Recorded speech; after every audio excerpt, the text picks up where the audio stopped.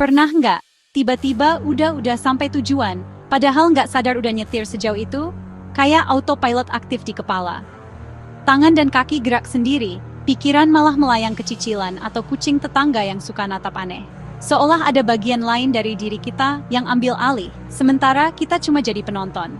Atau pas ngobrol sama gebetan, tiba-tiba keceplosan ngomong hal memalukan. Mulut bergerak tanpa izin otak sadar. Nah, momen-momen otomatis kayak gini adalah pintu gerbang ke alam bawah sadar.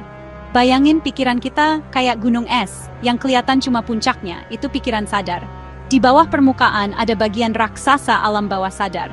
Isinya ingatan, kebiasaan, perasaan, dan keyakinan yang membentuk diri kita. Dia kayak hard disk eksternal yang nyimpen semua data hidup kita. Dari yang penting sampai receh. Pikiran bawah sadar nggak pernah tidur. Dia yang ngatur detak jantung, napas, dan semua hal otomatis. Si pekerja keras di balik layar yang jarang kita sadari. Alam bawah sadar itu kayak sutradara film kehidupan kita. Ketemu orang baru, tiba-tiba punya firasat. Itu kerjaan dia, nyocokin data pengalaman lama. Pilihan kecil, kayak milih minuman di minimarket, seringnya karena iklan masa kecil yang nempel di bawah sadar. Kita pikir itu pilihan sadar, padahal cuma ngikutin skrip lama. Dalam percintaan juga, tipe yang kita suka sering dipengaruhi pengalaman masa lalu yang tersimpan di bawah sadar. Ilmuwan bilang, 95% aktivitas otak terjadi di level bawah sadar, cuma 5% yang sadar. Artinya, hampir semua yang kita lakukan itu hasil program otomatis di kepala. Kita ini kayak robot canggih yang diprogram pengalaman sendiri. Sekarang ke fenomena aneh déjà vu, mimpi, dan kebiasaan aneh.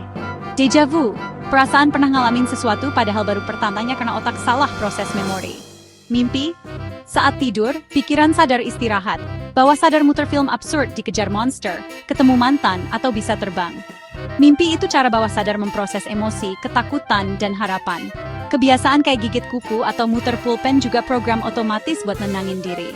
Awalnya sadar, lama-lama jadi kebiasaan yang langsung aktif pas cemas. Ada juga Freudian slip, keceplosan ngomong hal yang sebenarnya kita rasain, padahal nggak niat. Itu cara bawah sadar bocorin rahasia ke dunia luar. Semua ini bukti bawah sadar punya peran besar di balik perilaku kita. Kadang error, tapi jujur. Bisa nggak sih kita ngendaliin alam bawah sadar? Nggak bisa langsung, tapi bisa berteman dengannya.